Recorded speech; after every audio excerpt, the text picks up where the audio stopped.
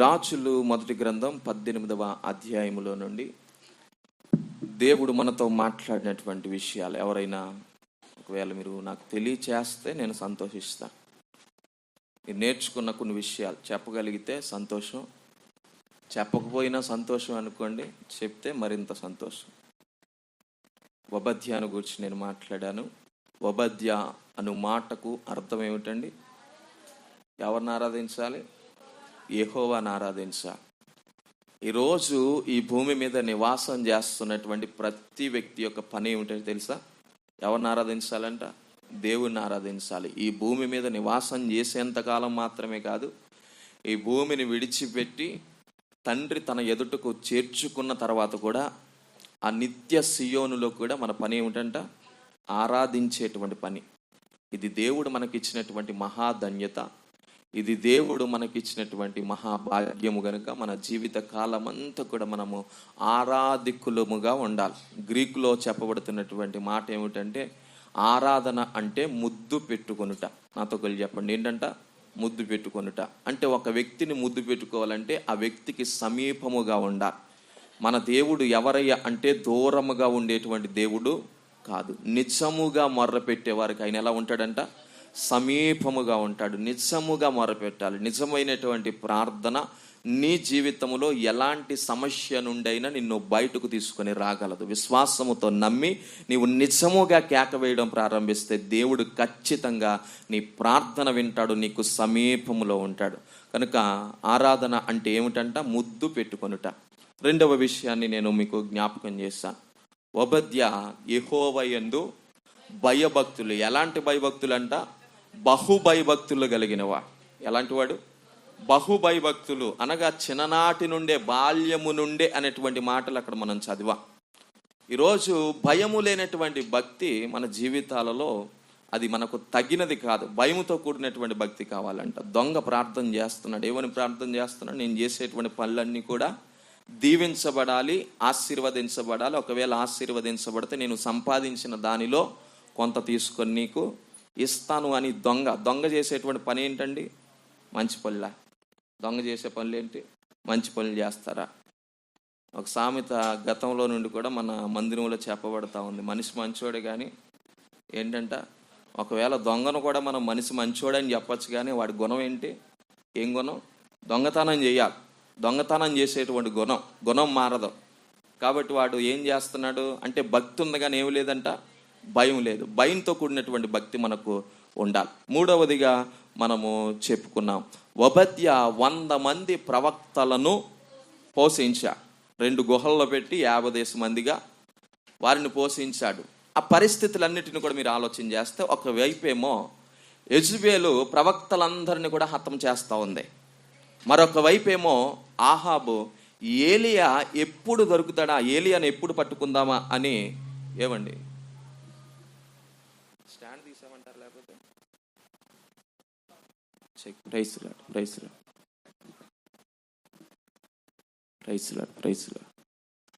చూడండి. ఒకవైపేమో ఆహాబు ఏలియాను పట్టుకుందామని తిరుగుతున్నాడు.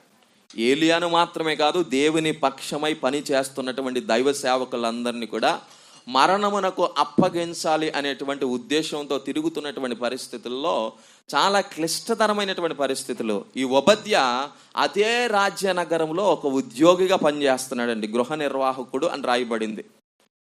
ఇలాంటి పరిస్థితుల్లో ఉన్నవాడు దైవ సేవకుల్ని ఎలా పోషిస్తున్నాడు మనం ఆలోచన చేస్తే అది చాలా ఆశ్చర్యాన్ని కలిగిస్తుంది. ఒకవేళ ఇంతమందిని పోషిస్తున్నాడని రాజుకు తెలిసిన, రాజు యొక్క భార్య రాణిగారికి తెలిసిన, వబద్య పని ఏమైపోతుందండి? వారిలో ఒక్కని వల్ల ఇతను కూడా ప్రాణం ఏమైపోతుంది? గాల్లో కలిసిపోద్ది. కానీ వీటన్నిటికీ భయపడలా. ఎందుకు అంటే, ఒకవేళ తెలిసిన నన్ను రక్షించుటకు ఒక దేవుడు ఉన్నాడు, ఆయనే జీవము కలిగినటువంటి దేవుడు. హల్లెలూయా. ఆలోచన చేయండి, 100 మంది ప్రవక్తలను పోషించాడు. మన జీవితాలలో కూడా సేవకులను పోషించేటువంటి అనుభవాలు మనకు ఉంటే ఖచ్చితంగా దేవుడు మనకి ఏం కావాలో సమస్తాన్ని కూడా సమకూరుస్తాడు. తర్వాత 4వ విషయాన్ని నేను మీకు జ్ఞాపకం చేశాను.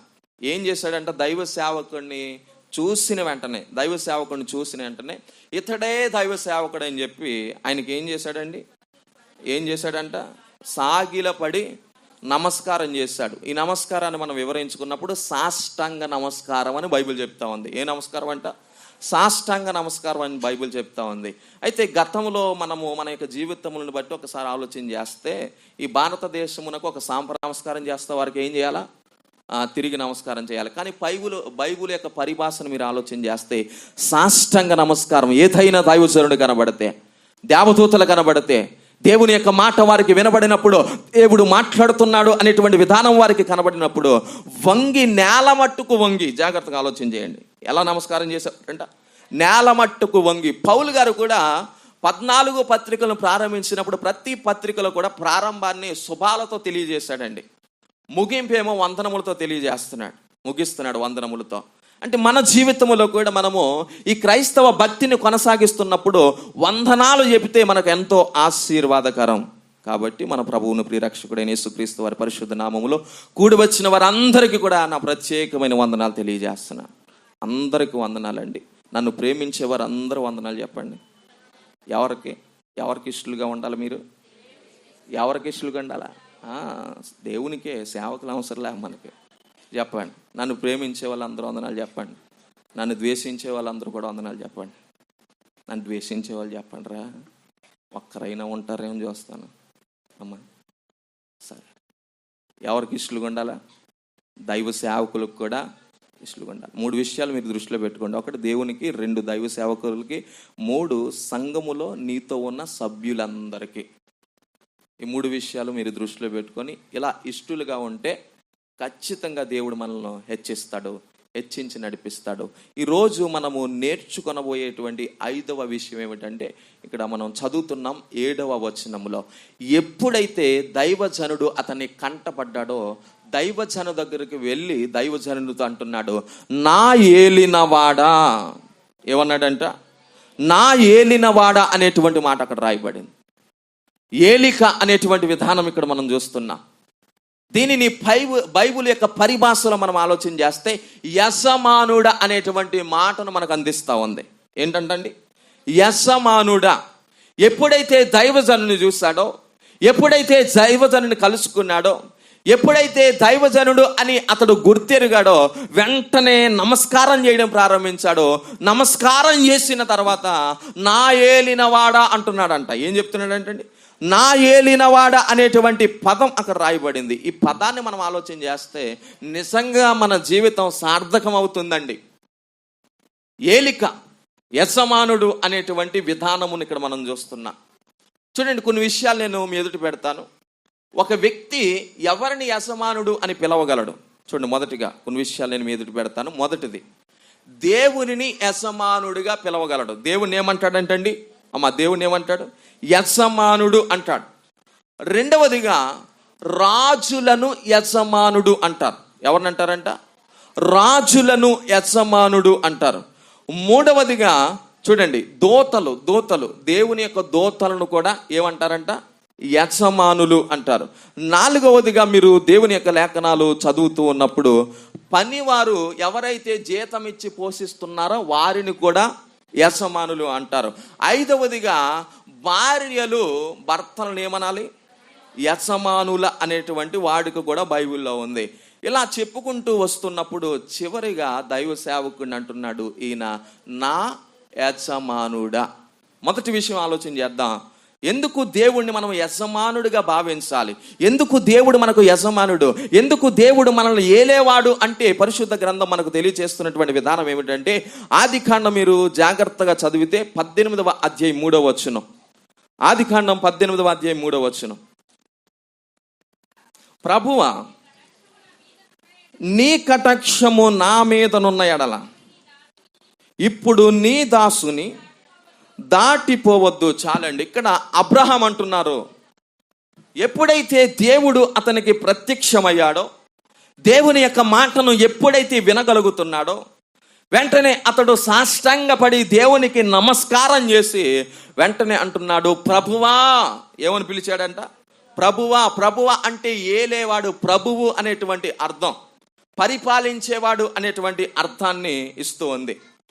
ఎప్పుడైతే ఈ యొక్క అబ్రహాము దేవుని కలుసుకున్నాడో, ఎప్పుడైతే దేవుణ్ణి చూడడం ప్రారంభించాడో, ఎప్పుడైతే దేవునితో మాట్లాడటం ప్రారంభించాడో వెంటనే అంటున్నాడు, ప్రభువా నన్ను దాటిపోవద్దు. గ్రుడ్డివారు అంటున్నారు, దావీదు కుమారుడా మమ్మును దాటిపోవద్దు. ఈరోజు నీవు కూడా ప్రార్థన చేయాలి. ఏదైనా ఒక సమస్య నీ జీవితంలో అలుముకుంటున్నప్పుడు, ఏదైనా ఒక సమస్యను దేవుని ఎదురుకు తీసుకొని వెళ్ళినప్పుడు, అయ్యా ఎన్నో శ్రమల గుండా నేను నడిపించబడుతున్నాను, దావీదు కుమారుడా మమ్మును చెప్పండి దాటిపోవద్దు. ఎందుకంటే మరణము మా వాకిట పొంచి ఉన్నది. అసాధ్యమైనటువంటి ఎన్నో కార్యములను ప్రభువా మీరు మా జీవితంలో జరిగించుటకు సమర్థుడవు. మా జీవితములను మేము సరి చేసుకోలేము, నీవు మాత్రమే కార్యములను చేసి ముందుకు మమ్మల్ని నడిపించగలవు. దానికి ఏమని చెప్పాలంటే, దావీదు కుమారుడా మమ్మల్ని దాటిపోవద్దు. అబ్రహాం అంటున్నాడు, ప్రభువా నీ కటాక్షము మా మీద ఉన్న ఎడల మమ్మల్ని ఏం చేయొద్దంట, దాటిపోవద్దు. అక్కడ అంటున్నటువంటి ప్రాముఖ్యంగా రాస్తున్నటువంటి మాట ఏమిటో తెలుసా, నీ దాసుడు. ఎవరు దాసుడు అంట? దేవునికి దాసులముగా ఉండాలండి. మనం లోకములో అనేక మంది అసమానులు మనకు ఉండొచ్చు. ఎవరికి దాసులుగా ఉన్నా ఏ విధమైనటువంటి ప్రయోజనం లేదు. ఎవరికి దాసులుగా ఉండాలి? దేవునికి దాసులుగా ఉండాలి. బైబిల్ చరిత్రను అంతటిని కూడా మీరు చదివితే అబ్రహాము పేరు తెలియలేనటువంటి ఈ లోకంలో ఏ క్రైస్తవుడు కూడా లేనేలేడంట. అబ్రహాం అందరికీ తెలుసు. ఆయన ఎవరు అంటే ఈ విశ్వాసులకు తండ్రిగా ఉన్నారు, ఇశ్రాయేలీలకు మూల పురుషుడిగా ఉన్నారు. ఇశ్రాయేలీలు దేవుడు పిలుచుకున్న విధానములో మొట్టమొదటిగా అబ్రహామును దేవుడు ఏర్పరచుకున్నారు. అబ్రహాముకు దేవుడు ప్రాముఖ్యత ఇచ్చారు. అబ్రహాము వాగ్దానమును నమ్మాడంట, దేవుని మాటను నమ్మాడంట. దేవుని మాటను నమ్మి సొంత ఊరిని విడిచిపెట్టాడంట, సొంత బంధువులు విడిచిపెట్టాడంట, సొంత వారిని విడిచిపెట్టాడంట.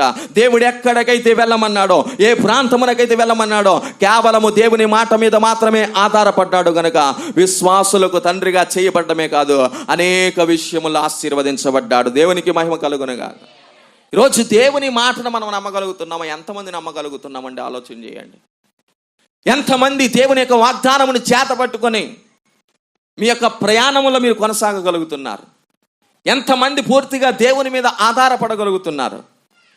ఇంతగా దేవుడు దీవించినా, ఇంతగా దేవుడు సమృద్ధి ఇచ్చినా, ఇంతగా దేవుడు ఆశీర్వదించినా, ఇంతగా ఘనతను దేవుడిచ్చినప్పటికీ ఏమాత్రము కూడా హెచ్చించబడేటువంటి స్వభావం కలిగి ఉండకుండా తగ్గించబడుతూ, దేవుడు నా యజమానుడు, నేను దేవునికి ఎవరినంట, దాసుడను. దాసుడు అనగా పనివాడు. చూడండి ఎంత తగ్గింపు స్వభావం అండి. దాసుడు అనగా పనివాడు. ఆయన అంటున్నాడు, అయ్యా నీవే నాకు యజమానుడు. ఎందుకు దేవుణ్ణి యజమానుడు అన్నాడంటే, దేవుడు పుట్టించాడు. దేవుడు ఎవరు అంటే నడిపించేవాడంట. చూడండి, హైందవ పద్ధతిలో మనం తరచుగా చెప్పుకుంటూ ఉంటాం. హైందవ పద్ధతిలో పుట్టించేవాడేమో బ్రహ్మ, నడిపించేవాడేమో విష్ణువు, కాటికి చేర్చేవాడేమో మహేశ్వరులు. ఈ ముగ్గురు కూడా చేస్తున్నటువంటి పనులు కావచ్చు, లేకపోతే ఈ లోకంలో మనకు అనుదినము కావలసినటువంటి ప్రతి అవసరాన్ని కూడా తీర్చేటువంటి విధానం కావచ్చు, అన్నీ కూడా మన దేవుని వలనే కలుగుతూ ఉన్నాయి. హల్లెలూయా. కాబట్టి ఆలోచన చేయండి, దేవుడు లేకుండా ఒక మనిషి సుఖముగా తిని త్రాగి బ్రతకడము, ఆరోగ్యకరంగా ఉండడము అసాధ్యమండి. నాస్తికులు అంటారు, మేము దేవుడు లేకుండా పుట్టామని చెప్తారు, మాకు మేముగా కలిగామని చెప్తారు. ఒకవేళ కొండ వెళ్ళి కొమ్మరితో నీవు లేకుండా నేను కలిగాను అంటే అదేమైనా బాగుంటుందంటారా? కొండ వెళ్ళి నాకు నేనుగానే కలుగ చేయబడ్డాను అని కొమ్మరితో చెప్తే అదేమైనా బాగుంటుందంటారా? వెంటనే ఆ కొమ్మరి వచ్చి, వసే పిచ్చిదాన నిన్ను కలుగు చేసింది ఎవరున్నాయి? నేనే. నీ ఒకానొక సమయంలో నీకు ఆకారం లేదు, మట్టి ముద్దగా ఉన్నావు. నిన్ను తీసుకొని వచ్చి సారి పైన పెట్టి, నిన్ను తొక్కి సారి పైన పెట్టి ఒక రూపాన్ని తీసుకొని వచ్చాను అని కొమ్మరి చెప్పక మానడు.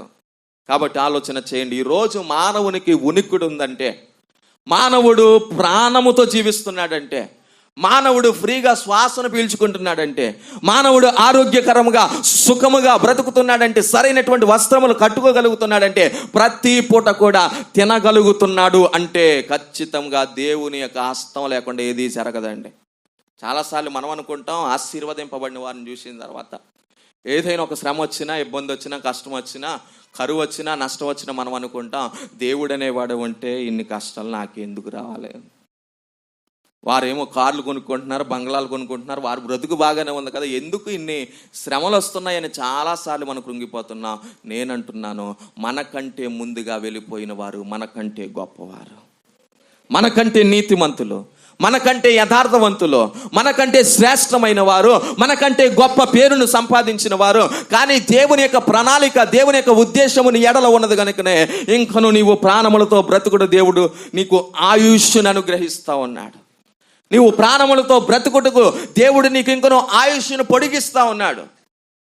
కాబట్టి ఈ భూమి మీద ఒకడు సుఖముగా బ్రతికి ఉండుటకు ఖచ్చితంగా దేవుని యొక్క హస్తం మనకు కావాలండి, దేవుని యొక్క కృప కావాలి. కాబట్టి ఆలోచన చేయండి. ఇతడు ఇన్ని విషయాల్లో దీవించబడిన దేవుని ఏమంటున్నాడంట, యజమానుడ అని పిలవడం ప్రారంభిస్తా ఉన్నాడు. ఇంకా నేను ముందుకు వెళ్ళడానికి ప్రయత్నిస్తా ఉన్నాను.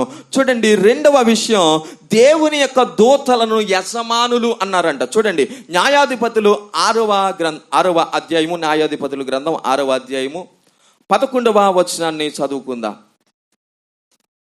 6వ అధ్యాయం 11వ వచనం. యెహోవా దూత వచ్చి అబీయజ్రీయుడైన యావాషునకు కలిగిన ఒఫ్రాలోని మస్తకి వృక్షము క్రింద కూర్చుండెను. యావాషు కుమారుడైన గిద్యోను మిద్యానీయులకు మరుగయుండునట్లు గానుగు చాటున గోధుమలను దొల్లగొట్టుచుండగా యెహోవా దూత అతనికి కనబడి, పరాక్రమము గల బలాఢ్యుడా, యెహోవా నీకు తోడై ఉన్నాడని అతనితో అనగా, గిద్యోను చిత్తము నా ఏలినవాడా. చూడండి, దూతనేమంటున్నాడంట, నా ఏలినవాడా, నా ఏలిక, నా యజమానుడా.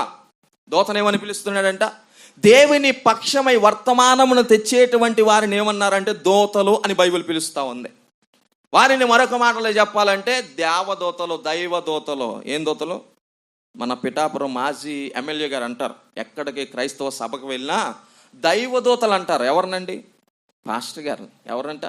దైవదూతలు అని సంబోధిస్తారు. దీనికి అర్థం ఏమిటంటే, దేవుడిచ్చేటువంటి వర్తమానమును ఎవరికి అందిస్తారంట? వీరు ప్రజలకు అందిస్తారు. చూడండి, రాజ్యములో ఒకవేళ ఇలాంటి వర్తమానములు ఎవరైనా రాజ్యంలో ఉండేటువంటి సైనికులు ఆ వర్తమానమును తీసుకొని వెళ్ళి వేరొక రాజ్యానికి తెలియజేసినప్పుడు వారిని కూడా అన్నారు దూతలు అన్నారు.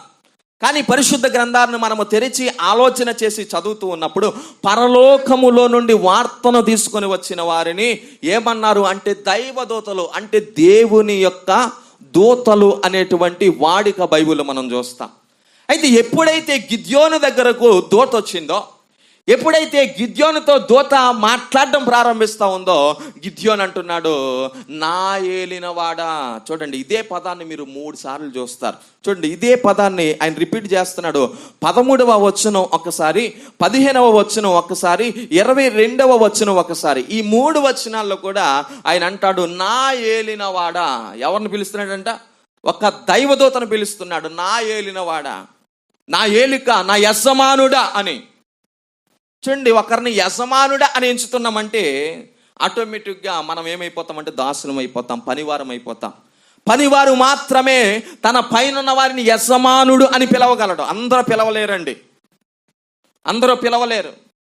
అబ్రామేమో దేవుణ్ణి పిలిచాడంట, యజమానుడా అని పిలిచాడంట, ప్రభువా అని పిలిచాడంట, నేను నీ దాసుడినని చెప్పాడంట.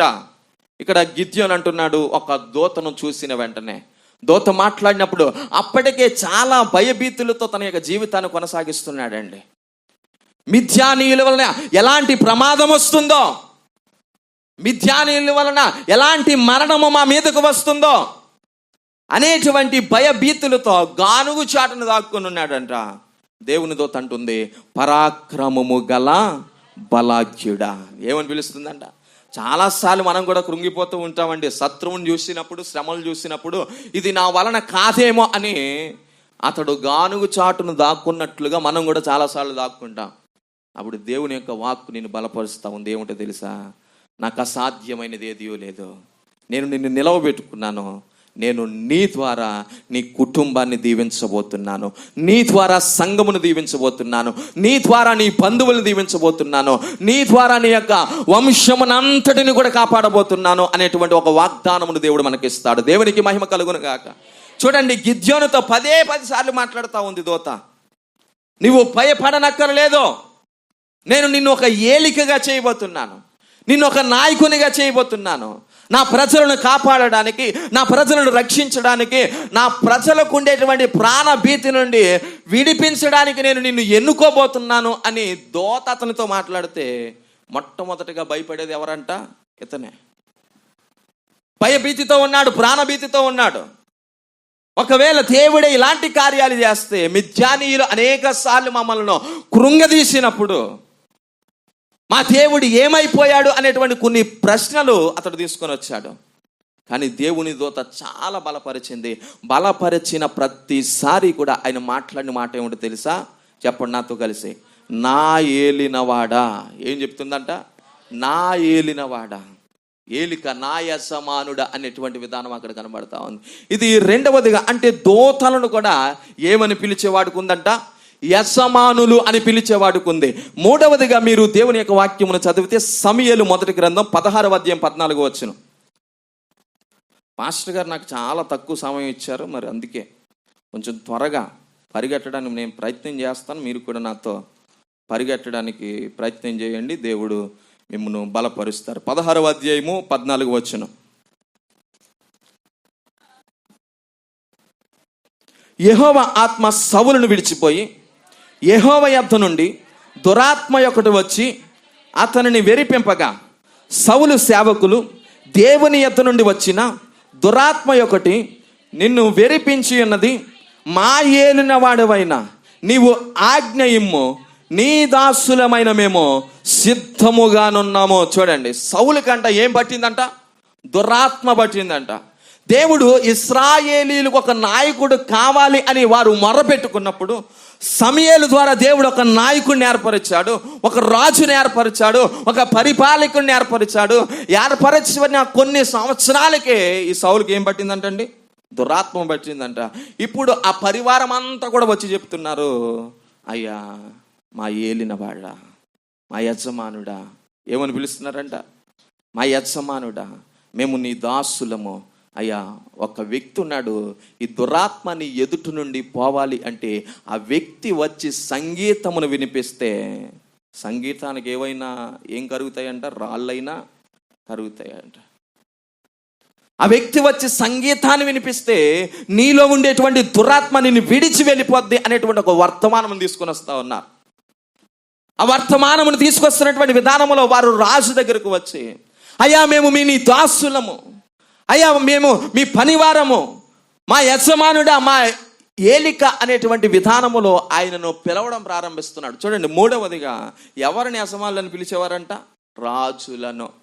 మొదటిగా దేవుని పిలిచారంట, రెండవదిగా దేవుని దూతలు పిలిచారంట, మూడవదిగా రాజులను పిలిచారంట, నాలుగవదిగా దేవుని యొక్క లేఖనాలు మనము చదవగలిగితే చూడండి.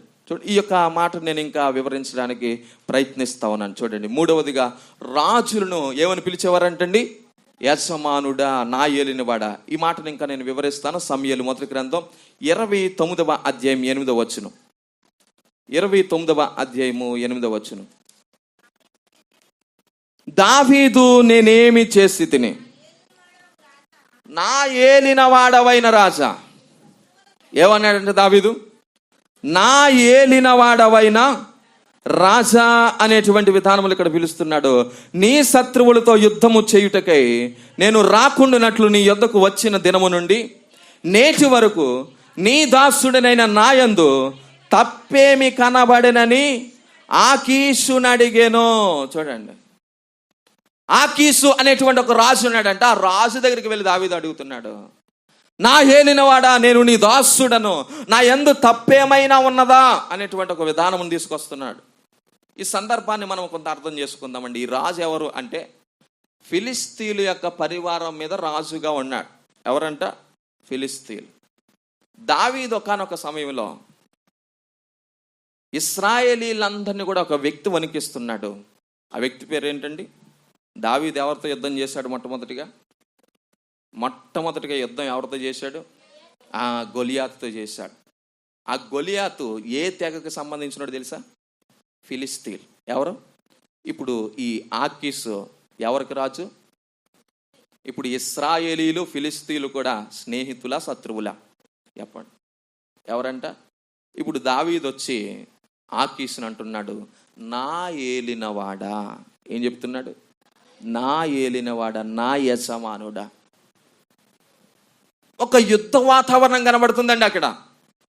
ఆ వాతావరణంలో దావీదు పాల్గొవాలి అనేటువంటి ఆలోచన దావీదుకు ఉంది. ఎందుకు ఉంది అనేటువంటి విషయాన్ని కూడా నేను మీకు తెలియజేస్తాను. కానీ ఆకీష్ అంటున్నాడు, నీ యందు నాకే తప్పు కనబడలేదు, కానీ నీవు యుద్ధములో ఏం చేయకూడదంట, పాల్గొనకూడదు. ఎందుకు అంటే ఆకీష్ ఏమో ఫిలిస్తీయుడు, దావీదేమో ఇశ్రాయేలీయుడు. ఆ వ్యత్యాసాన్ని మనం జాగ్రత్తగా ఆలోచన చేద్దాం. ఆ లేఖనములు మనము జాగ్రత్తగా ఆలోచన చేస్తే ఆకీషుని అంటున్నాడు, అయ్యా నేను నీ దాసుడను, నీవు నా యజమానుడవు, నన్ను ఏలేవాడు అనేటువంటి విధానమును అక్కడ జ్ఞాపకం చేస్తూ ఉన్నాడు. దీన్ని ఇంకా మనం అర్థం చేసుకోవాలంటే ఆ సందర్భం ఎందుకు చెప్పబడుతుందంటే 27వ అధ్యాయం 1వ వచనం నుండి 4 వచనాలు చదవగలిగిన వారు చదవండి. 27వ అధ్యాయం 1 నుండి 4 వచనాలు. తర్వాత దావీదు, నేను ఇక్కడ నిలుచుండుట మంచిది కాదు, ఏదో ఒక దినమున నేను సౌలు చేత నాశనమగుదును, నేను ఫిలిస్తీయుల దేశములోనికి తప్పించుకొని పోవుదును. అప్పుడు సౌలు ఇశ్రాయేలీయుల సరిహద్దులలో నన్ను వెతుకుట మానుకొనును గనుక నేను అతని చేతిలో నుండి తప్పించుకొందునని అనుకొని లేచి తన యొద్దనున్న 600 మందితో కూడా ప్రయాణమై కుమారుడగు గాతు రాజునైన ఆకీషునంతకు వచ్చెను. దావీదు గాతుతో ఆకీషునంత చేరగా అతడు అతని వారందరూ తమ తమ కుటుంబముల సమేతముగా కాపరముండిరి. చాలండి, ఈ సందర్భాన్ని నేను వివరిస్తాను. సౌలుకు దురాత్మ పట్టుకుంటే ఎవరిని పిలిచారండి? ఎవరిని పిలిచారు? దావీదుని పిలిచారు. ఇంచుమించుగా వారు యుద్ధములో పాల్గొన్నప్పుడు గొల్యాతును ఓడించలేనటువంటి పరిస్థితి వారికి ఉందండి. వారందరూ కూడా ఏం చేయాలో దిక్కు తోచలేనటువంటి పరిస్థితిలో ఉన్నారు. గొలియాతు అంటున్నాడు, ఎవరైనా నన్ను ఓడిస్తే, ఒకవేళ మీ సమూహములు ఎవరైనా నన్ను ఓడిస్తే మేమందరం కూడా మీకు ఏమైపోతాం? దాసులం అయిపోతాం. జ్ఞానం కలిగిన వారు ఉన్నారు, శూరులు ఉన్నారు, యుద్ధములో నైపుణ్యత కలిగిన వారు ఉన్నారు, కానీ వారిలో ఎవ్వరికి కూడా గొల్యాతును ఓడించేటువంటి ధైర్యం లేదు. ఎందుకంటే గొల్యాతు చూస్తే చాలా భయంకరంగా ఉన్నాడు, వీరి యొక్క శక్తి చూస్తే చాలా బలహీనంగా ఉంది. ఏం చేయాలో తెలియలేనటువంటి పరిస్థితుల్లో దినాలు గడిచిపోతున్నాయి. ఒకానొక సమయంలో దావీదు అన్నలను కలుసుకోవడానికి సమాచారం కోసం వెళ్ళాడంట. అప్పుడు విర్రవేగుతున్నటువంటి గొలియాతును చూశాడంట.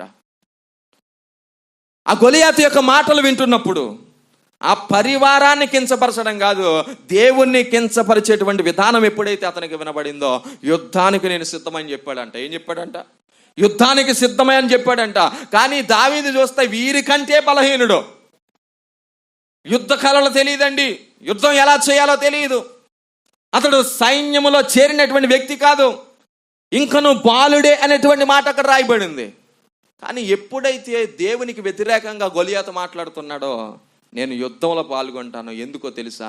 యుద్ధము జరిగించేది నేను కాదు, మన దేవుడైన యెహోవాయే. యుద్ధంలో పాల్గొన్నాడంట. పాల్గొన్న తర్వాత ఎప్పుడైతే గొలియాతు మీదకు వెళ్ళాడో అత్యధికంగా దేవుడు అతనికి విజయాన్ని ఇచ్చాడు. అత్యధికముగా దేవుడు అతనికి విజయాన్ని ఇచ్చి అనేక మంది ఎదుట అతని తలను పైకెత్తాడండి. ఇప్పుడు ప్రజలు అంటున్నారంట, సౌలేమో 1000 కొలది, దావీదేమో 10,000 కొలది. ఇప్పుడు సౌలుకు చిన్న స్వార్థం ఇక్కడ ప్రారంభమైందండి. ఎవరైనా పొగిడితే ఎవరిని పొగడాలంట? ఎవరిని పొగడాలి? రాజుగారిని పొగడాలి. కానీ వీరేం చేస్తున్నారంటే దావీదుని ఇంకా హెచ్చిస్తున్నారంట. అప్పటి నుండి దావీదు ఎప్పుడు కనబడితే దావీదును చంపేద్దామా అనేటువంటి మనస్సుతో అనేక సార్లు దావీదుని తరిమాడంటండి. ఆలోచన చేయండి. అనేక సార్లు తన యొక్క ఇసిరినటువంటి విధానాలు ఉన్నాయి. కానీ దావీదు తప్పించుకుంటూ ఇలా అయితే ఈ వ్యక్తి నన్ను బ్రతకనిచ్చేలా లేడు అని ఎవరి దగ్గరికి పారిపోయాడంట? ఫిలిస్తీయుల దగ్గరికి పారిపోయాడంట. గాతు అనేటువంటి ప్రాంతమునకు పారిపోయాడంట.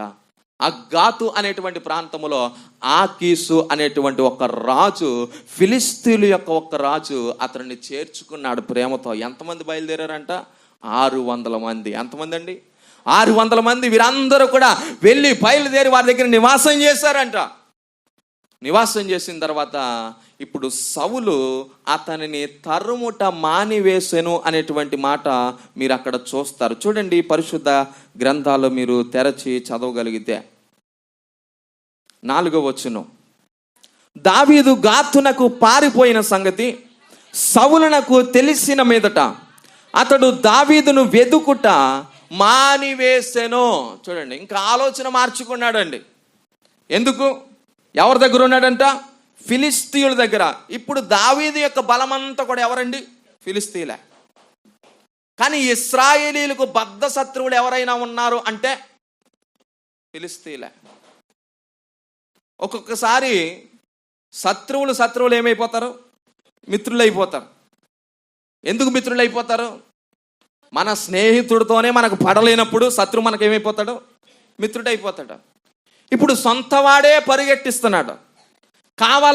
కావలసిన వాడే, తన వంశానికి సంబంధించిన వాడే, తన దేవునికి సంబంధించిన వాడే, దేవుడు నడిపించిన వాడే, దేవుడు ఎన్నుకున్నవాడే.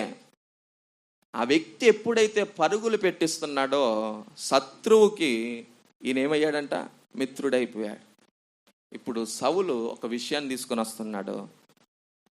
మేము యుద్ధం చేద్దాం. ఏం చేద్దాం? యుద్ధం చేద్దాం.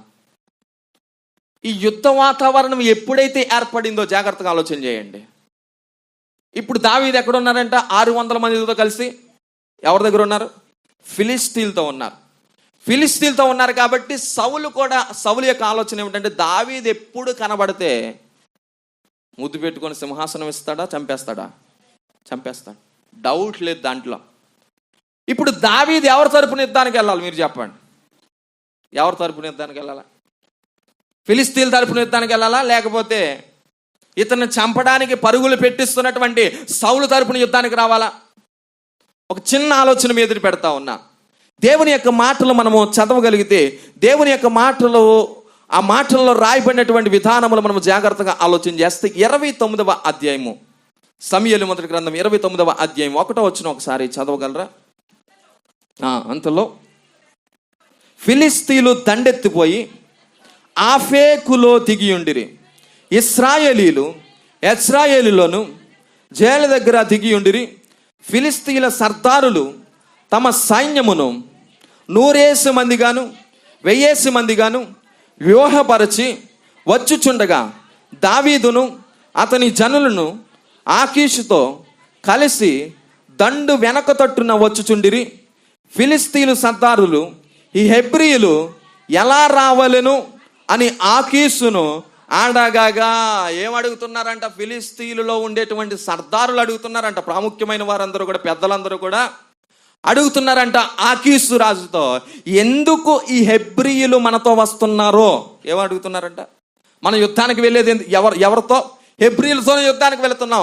ఎందుకు ఈ యొక్క గుంపు మనతో ఉన్నది అనేటువంటి ఒక ప్రశ్న రాజు దగ్గర తీసుకొని వస్తున్నారు. జాగ్రత్తగా ఆలోచన చేయండి. ఎందుకు ఈ దావీదు మనతో ఉన్నాడు? ఎందుకు ఈ హెబ్రీయులు మనతో ఉన్నారు? ఎందుకు వీరు మనతో కలిసి ఆ యుద్ధమునకు బయలుదేరుతున్నారో అని ఆకీషును అడుగుతున్నారంట. ఆకీషును అడుగుతున్నప్పుడు ఆకీషు ఇస్తున్నటువంటి సమాధానం ఏమిటంటే, అక్కడ చదవగలరా మీరు? ఇన్ని దినములు, ఇన్ని సంవత్సరములు నా యొద్ద నుండిన ఇశ్రాయేలీలు రాజైన సౌలునకు సేవకుడగు దావీదు ఇతడే కాడా? ఇతడు నా యొద్ద చేరిన నాటి నుండి నేటి వరకు ఇతను యందు తప్పేమియూ నాకు కనబడలేదని ఫిలిస్తీన్ల సర్దారులతో నేను ఏమంటున్నాడంట? ఇతను యందు మీరు అనుకున్నట్లుగా తప్పేమీ నాకు కనబడలేదు.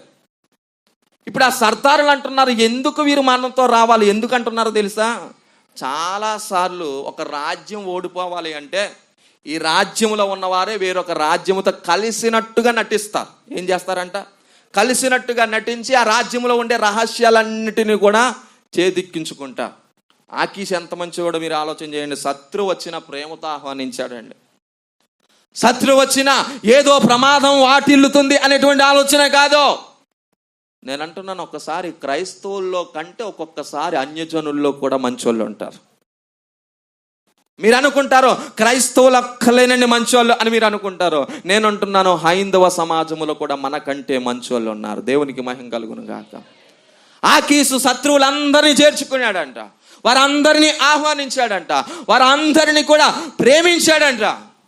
ప్రేమించి వారిని గూర్చి ఆ ఫిలిస్తీన్లందరితో ఇస్తున్నటువంటి సాక్ష్యం ఏమిటో తెలుసా? దావీదును గురించి ఇస్తున్నటువంటి సాక్ష్యం, ఇతని యందు నాకు ఏ తప్పు కనబడలా. కానీ వారు అంటున్నారు, చూడండి ఆ వచనాలు మీరు తర్వాత చదవండి పదే పదే, వీరు మనతో రావడం మనకు క్షేమమో కానే కాదు. ఎందుకో తెలుసా? అక్కడ ఒక చక్కటి వివరణ వారు ఇస్తారు. చూడండి 5వ వచనం ఒకసారి చదవండి. 5వ వచనం, సౌలు 1000 కొలదిగాను దావీదు 10,000 కొలదిగాను హతము చేసిరని వారు నాట్యమాడుచు గాన ప్రతిగానములు చేయుచు పాడిన దావీదు ఇతడే కాడ అని అతనితో చెప్పిరి. చూడండి ఏమని రాయబడింది. ఒకానొక సమయంలో ఫిలిస్తీన్లు ఓడిపోవడానికి కారణం ఎవరో తెలుసా? మీరు ఎవరినైతే హక్కును చేర్చుకున్నారో ఆ దావీదే. ఎంత విషయాన్ని తీసుకుని వస్తా ఉన్నారు ఆలోచన చేయండి. ఒకానొక సమయంలో ఫిలిస్తీన్లందరూ కూడా పారిపోయారు. ఎందుకు పారిపోయారు తెలుసా? మీరు ఎవరినైతే హక్కును చేర్చుకున్నారో ఆ దావీదు వలనే. అప్పుడు ప్రజలందరూ పాడారంట. ఎలా గాన ప్రతిగానాలు చేశారు? సౌలుకేమో 1000 కొలది, దావీదుకి 10,000 కొలది. మనకు కూడా ఒక్కొక్కసారి నచ్చదండి, మనకంటే ఎవరినైనా ఎక్కువగా పొగిడేమనుకోండి. సౌలు సింహాసనమును పోగొట్టుకోవడానికి ప్రధానమైనటువంటి కారణం ఏమిటో తెలుసా? వేరొకరిని ప్రజలు పొగిడినప్పుడు, వేరొకరిని ప్రజలు హెచ్చించినప్పుడు అతనికి మనసులో ఒక స్వార్థము అనేటువంటి విత్తనం విత్తబడింది. అదే తన జీవితమునకు పతనముగా మార్చివేయబడింది. ఆలోచన చేద్దాం ప్రియ సంగమా. అక్కడ అంటున్నాడు, ఒకానొక సమయంలో ఫిలిస్తీన్ల మీద విజయం పొందినప్పుడు ప్రజలందరూ కూడా ఏం చేశారంట? గాన ప్రతిగానాలు చేశారు. ఎలా చేశారంట? దావీదుకేమో 10,000 కొలది, సౌలుకేమో 1000 కొలది. మరి ఇలాంటి వారిని మన మధ్యలో ఉంచుకుంటే మనందరినీ మూట కట్టి తీసుకొని వెళ్ళి ఎవరికి అప్పగిస్తాడు? ఈయన చచ్చిన ససేమేర ఈయన మనతో వద్దని తేల్చేస్తున్నారు. చూడండి, ఆలోచన చేయండి దేవుని యొక్క లేఖనాలు. ఇంకా మీరు ముందుకు వెళ్ళగలిగితే సమూయేలు మొదటి గ్రంథం 28వ అధ్యాయం 1వ వచనం. 28వ అధ్యాయం 1వ వచనం.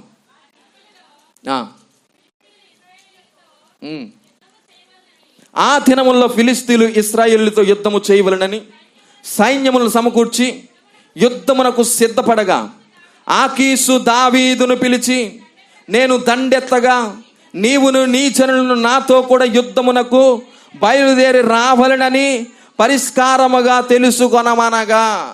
ఇప్పుడు పిలిచింది ఎవరంట? ఎవరు పిలిచారంట? ఆకీసే పిలిచాడు.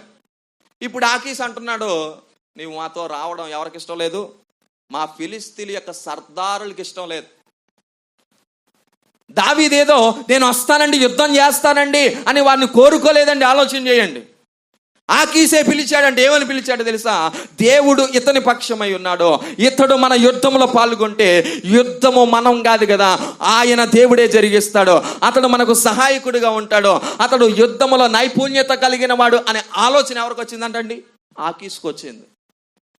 కానీ ఫిలిస్తీన్లో ఉండేటువంటి సర్దారులు అంటున్నారు, ఇతడు మనతో ఉంటే మనకేమిటంట? ప్రమాదం. ఇప్పుడు ఆకీస్ అంటున్నాడు, నీలో నాకు ఏ విధమైనటువంటి తప్పు కనబడనే లేదు, కానీ నీవు మాతో రావడం ఎవరికి ఇష్టం లేదంటండి? మా ఫిలిస్తీన్లకు ఇష్టం లేదు. ఇంకా అంటాడు, నీవు ఎలాంటి వాడు అంటే ఆకీస్ అంటాడు 29వ అధ్యాయం 6వ వచనం.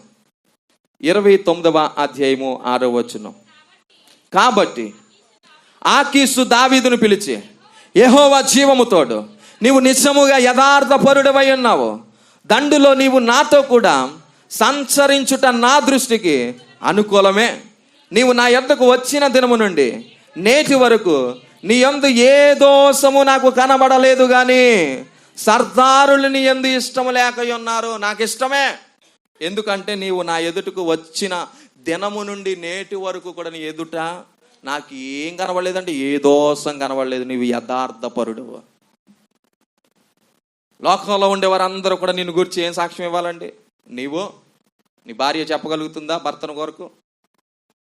భర్త చెప్పగలుగుతున్నాడా భార్య కొరకు? పిల్లలు చెప్పగలుగుతున్నారా తల్లిదండ్రుల కొరకు? కుటుంబీకులు చెప్పగలుగుతున్నారా బంధువుల కొరకు? సంఘములో సాటి సహోదరులు చెప్పగలుగుతున్నాడా? ఇంతవరకు మనం కలిసి ప్రయాణం చేస్తాం, నీవు యథార్థపరుడు అని చెప్పగలుగుతున్నారా? ఆలోచన చేయి. మన మచ్చలన్నీ వాళ్ళకి తెలిసిపోయిన తర్వాత ఇంకేం చెప్తారు? దేవునికి స్తోత్రం. చూడండి, స్నేహితులు ఎదురు రహస్యాలు ఉండవంట. ఇలా సంఘంలో కూడా మనం కొన్ని స్నేహాలు చేసి మన మచ్చలన్నీ కూడా ఎవరికి చెప్పుకుంటాం?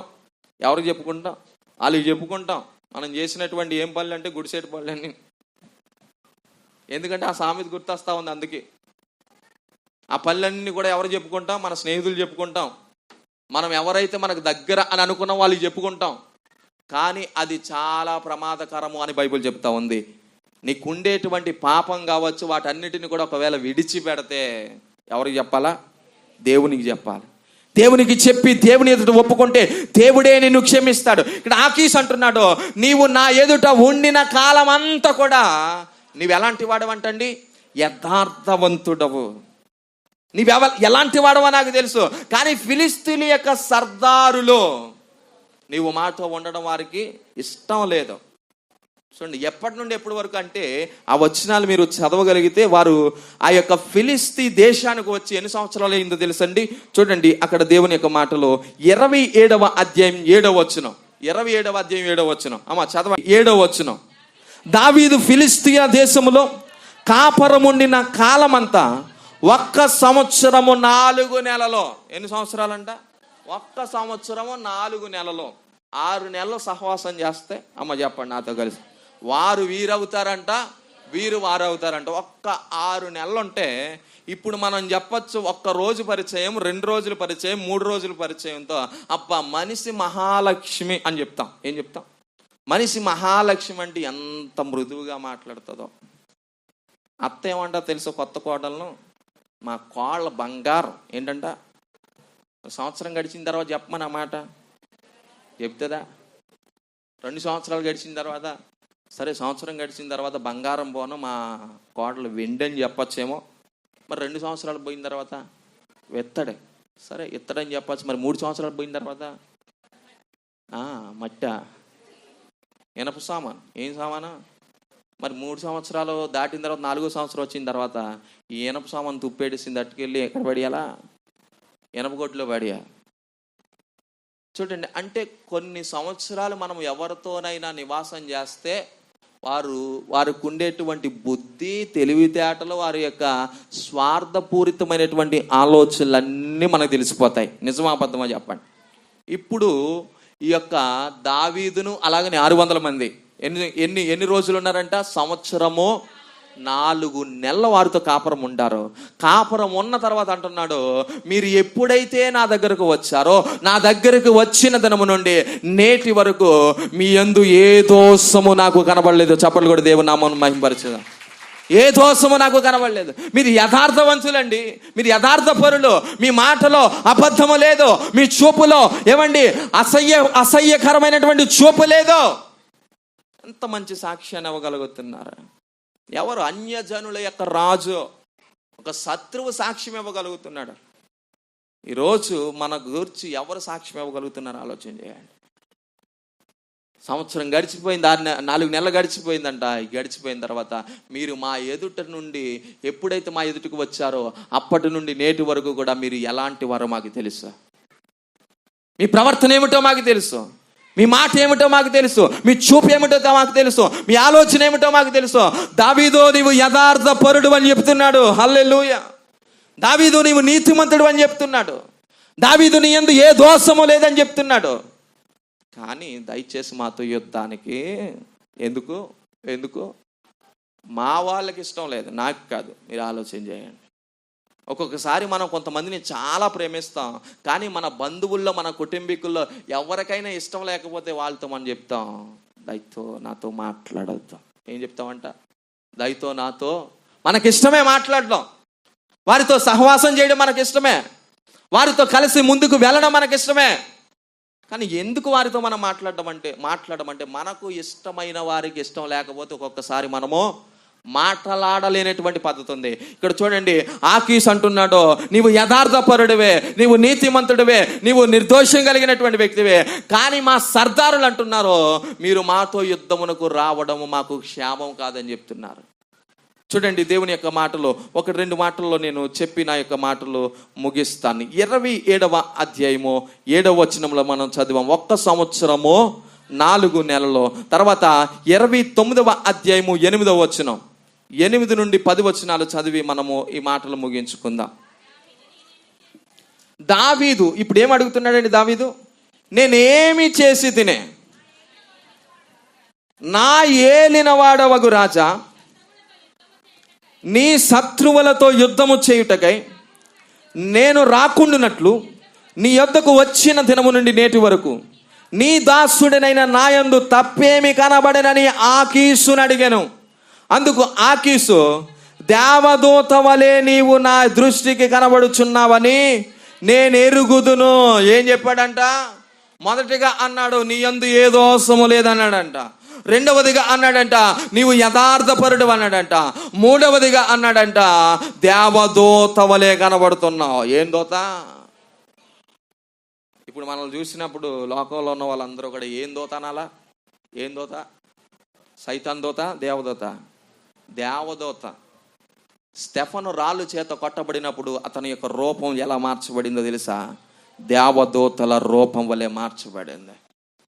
ఈరోజు ఒక క్రైస్తవునిగా నివాసం చేస్తున్నామంటే మన క్రియలను బట్టి లోకములో ఉన్న వారందరూ కూడా సాక్ష్యం ఇవ్వాలి. ఎలాంటి సాక్ష్యమో తెలుసా? వీరెవరో కాదు, దేవుని పోలి నడుచుకుంటున్నటువంటి దేవదూతలను పోలి ఉన్నారని సాక్ష్యం ఇవ్వాలండి. అలాంటి సాక్ష్యాన్ని మనం పొందుకోగలుగుతున్నామా? ఇక్కడ అంటున్నాడు, నీవు నాకు దేవదూత వలె కనబడుతున్నావు. ఆకీస్ అంటున్నాడండి. ఆకీస్ అంటున్నాడు, దావీదు అతన్ని పిలుస్తున్న విధానం ఏమిటో తెలుసా? అయ్యా, నేను నీ దాసుడను, నీవు నా యజమానుడవు. 3 విషయాలు చెప్పండి ఒకసారి నాతో కలిసి. మొదటిగా, ఎవరిని యజమానులు అనగలమండి? ఎవరిని? దేవుని యజమానుడు అనగలము. రెండవదిగా, దేవుని యొక్క దూతలను, దేవదూతలను యజమానులు అని పిలిచే వాడుకుంది. మూడవదిగా, రాజులను యజమానుడా అని పిలిచేటువంటి వాడుకుంది. వచ్చే దినాల్లో నేను జ్ఞాపకం చేస్తాను. ఒబద్యాను గురించి నేను చెప్పినప్పుడు ఈ విషయాలు జ్ఞాపకం చేస్తాను.